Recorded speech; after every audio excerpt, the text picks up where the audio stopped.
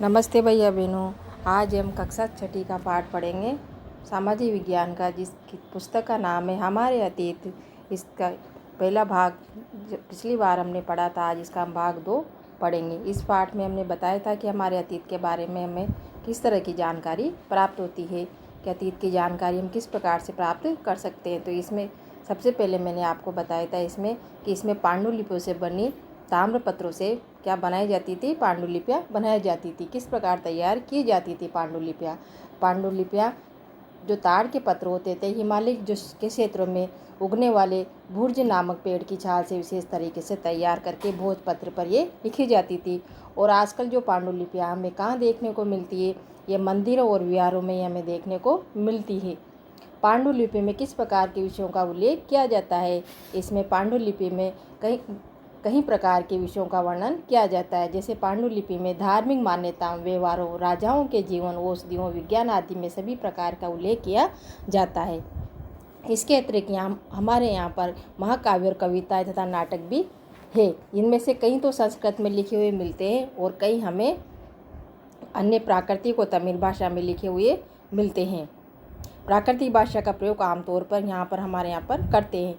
हम अभिलेखों का अध्ययन कर सकते हैं। ऐसा लेख पत्थर अथवा धातु जैसी अपेक्षाकृत कठोर सतहों पर उत्कीर्ण किए मिलते हैं। कभी कभी शासक अथवा अन्य लोग भी अपने आदेशों को इस तरह उत्कीर्ण करवाते थे ताकि लोग उन्हें देख सके, पढ़ सके तथा उनका पालन कर सके। कुछ अन्य प्रकार के अभिलेख भी मिलते हैं जिन्हें राजाओं तथा रानियों सहित अन्य स्त्री पुरुषों ने भी अपने कार्यों के विवरण उत्कीर्ण करवा है। उदाहरण के लिए प्राय शासक लड़ाइयों में अर्जित विजयों का लेखा जोखा भी यहाँ रखा करते थे। क्या हम बता सकते हैं कि कठोर सतहों पर जो लेख लिखवाने के लिए क्या लाभ थे, ऐसा करवाने में क्या क्या कठिनाइयाँ आती थी? भैया बहनों, अभिलेख क्या होते थे, किस सतहों पर उत्कीर्ण किए जाते थे? अभिलेख पत्थर अथवा धातु जैसी अपेक्षाकृत कठोर सतहों पर उत्कीर्ण किए जाते थे। इसके अतिरिक्त अन्य कई वस्तुएं अतीत में बनी और प्रयोग में लाई जाती थी। ऐसी वस्तुओं का अध्ययन करने वाला व्यक्ति पुरातत्वविद कहलाता है। पुरातत्वविद पत्थर और ईंट से बनी इमारतों के अवशेषों, चित्रों तथा मूर्तियों का अध्ययन करते हैं। पुरातत्व का मतलब जो पुरानी चीज़ों का अध्ययन करते हैं और जिसमें पुरानी चीज़ें रखी जाती है। जैसे वे औजार, हथियारों, बर्तनों, आभूषणों आदि को उसमें रखा जाता था। लगभग 2500 वर्ष पूर्व अभिलेख वर्तमान अफगानिस्तान के कंधार से प्राप्त हुआ है। यह अभिलेख अशोक नामक शासक के आदेश पर उत्कीर्ण करवाया गया था। इस शासक के विषय में हम इस अध्याय में पढ़ेंगे। जब हम लिखते हैं तब हम किसी तिथि का प्रयोग करते हैं। तिथियाँ लिपियाँ अक्षरों अथवा संकेतों से बनी होती है। जब हम कुछ बोलते हैं अथवा पढ़ते हैं तब हम एक भाषा का प्रयोग करते हैं। यह अभिलेख इस क्षेत्र में प्रयुक्त होने वाली यूनानी अथवा आरामेइक नामक 2 भिन्न लिपियों द्वारा भाषाओं में है। आगे इसमें पढ़ेंगे कि हम किस तरह के सिक्के की मिलते थे।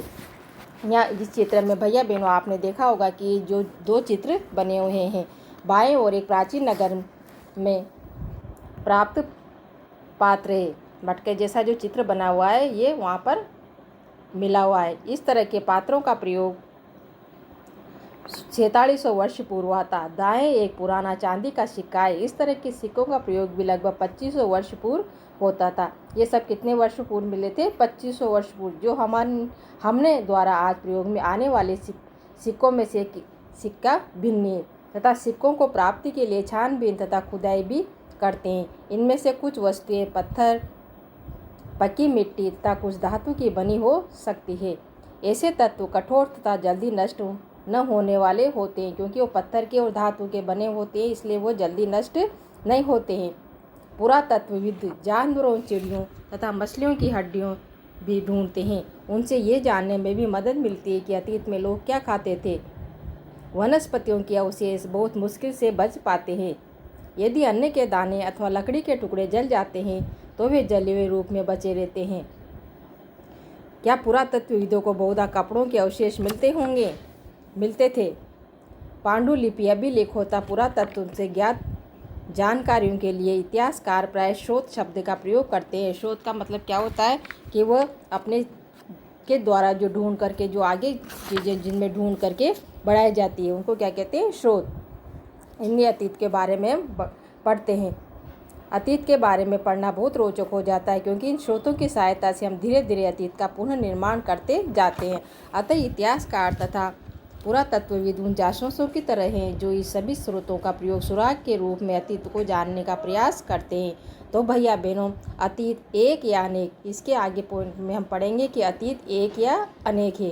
क्या हमने इस पुस्तक में हमारे अतीत शब्द का प्रयोग बहुवचन के रूप में किया है? ऐसा इस तथ्य की ओर ध्यान दिलाने के लिए किया गया है कि अलग अलग समूह के लिए लोगों के इस अतीत के अलग अलग मायने थे। उदाहरण के लिए भैया बहनों, पशुपालकों अथवा कृषकों का जीवन राजाओं तथा रानियों के जीवन से तथा व्यापारियों का जीवन शिल्पकारों के जीवन से बहुत भिन्न था। जैसा कि हम देखते हैं कि उस समय भी देश के अलग अलग हिस्सों में लोग अलग अलग व्यवहारों और रीति रिवाजों का पालन करते थे। जैसे कि आज अंडमान द्वीप के अधिकांश लोग अपना भोजन मछलियां पकड़कर, शिकार करके तथा फल फूल के संग्रह द्वारा प्राप्त करते हैं। इसके ऊपरी शहरों में रहने वाले लोग खाद्य आपूर्ति के लिए अन्य व्यक्तियों पर निर्भर करते हैं। इसी तरह के भेद अतीत में भी हमें विद्यमान थे।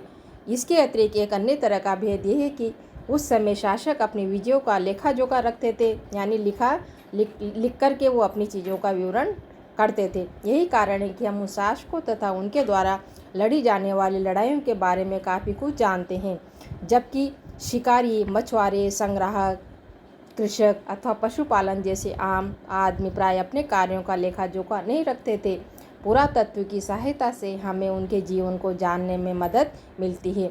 हालांकि अभी भी इनके बारे में बहुत कुछ जानना शेष है। पुरातत्व के बारे में जहाँ पुरानी चीज़ों को संग्रह करके रखा जाता है, जिसको संग्रहालय भी कहते हैं। तिथियों का मतलब, अब हम इसमें आगे पढ़ेंगे तिथियों का मतलब। तिथियों का क्या मतलब होता है?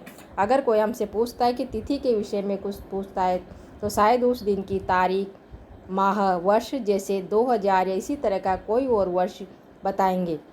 वर्ष की गणना ईसाई धर्म प्रवर्तक ईसा मसीह के जन्म की तिथि से की जाती है। अतः 2000 वर्ष कहने का तात्पर्य यानी ईसा मसीह के जन्म के 2000 वर्ष के बाद से है। ईसा मसीह के जन्म के पूर्व की सभी तिथियां ईसा पूर्व यानी ईसा से पहले के रूप में जानी जाती है। इसी पुस्तक में हम 2000 को अपना आरंभिक बिंदु मानते हुए वर्तमान से पूर्व की तिथियों का उल्लेख करेंगे। इसमें इतिहास की तिथियां लिखी हुई है कि इतिहास में किस तरह से लिखते थे। इतिहास और तिथियां अंग्रेजी में BC, हिंदी में ईस्वी पूर्व का तात्पर्य बिफोर क्राइस्ट यानी ईसा पूर्व होता है। कभी कभी हम तिथियों से पहले AD यानी हिंदी में लिख पाती है। ये एनो डामिनी नामक 2 लैटिन शब्दों से बना है, तथा इसका तात्पर्य ईसा मसीह के जन्म के वर्ष से है। कभी कभी AD की जगह CE तथा BC की जगह BCE का प्रयोग होता है। CE अक्षरों का प्रयोग कॉमन एरा तथा BCE का बिफोर कॉमन एरा के लिए होता है। हम इन शब्दों का प्रयोग इसलिए करते हैं क्योंकि विश्व के अधिकांश देशों में अब इस कैलेंडर का प्रयोग सामान्य हो गया है। भारत में तिथियों के रूप का प्रयोग लगभग 200 वर्ष पूर्व आरंभ हुआ था। कभी कभी अंग्रेजी के BPO अक्षरों का प्रयोग होता है, जिसका तात्पर्य बिफोर प्रोजेक्ट वर्तमान से पहले था।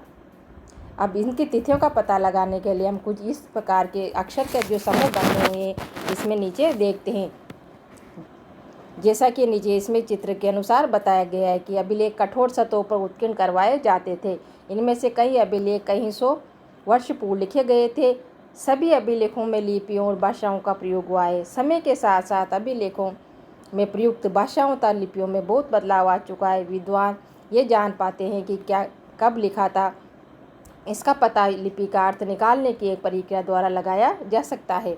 इस प्रकार अज्ञात लिपि को जानने के लिए एक प्रसिद्ध कहानी उसकी उत्तरी अफ्रीकी देश मिस्र से मिलती है। लगभग 5000 वर्ष पूर्व यहाँ राजा रानी रहते थे। मिस्र के उत्तरी तट पर रोसेटा नाम का एक कस्बा है। कौन सा कस्बा है? रोसेटा नाम का एक कस्बा है। यहाँ एक ऐसा उत्कीर्ण पत्थर मिल रहा है, यानी उत्कीर्ण का मतलब जो पत्थर पर लिखा हुआ उस पर गुदा हुआ जो रहता है उसको कहते हैं उत्कीर्ण किया जाता है। उत्कीर्ण पत्थर मिलता है जिस पर एक ही लेख 3 भिन्न भाषाओं तथा लिपियों यूनानी तथा मिस्री लिपि के 2 प्रकारों में से कुछ विद्वान यूनानी भाषा पढ़ सकते थे। उन्होंने बताया कि यहाँ राजाओं तथा रानियों के नाम एक छोटे से फ्रेम से दिखाए गए हैं। इसे कारतूस कहा जाता है। इसके बाद विद्वानों ने यूनानी तथा मिस्री संकेतों को अलग अलग रखते हुए मिश्र अक्षरों की समानार्थक ध्वनियों की पहचान की। हम यह देखते हैं कि यहाँ ए अक्षर के लिए शेर तथा ए अक्षर के लिए चिड़िया के चित्र बने हैं।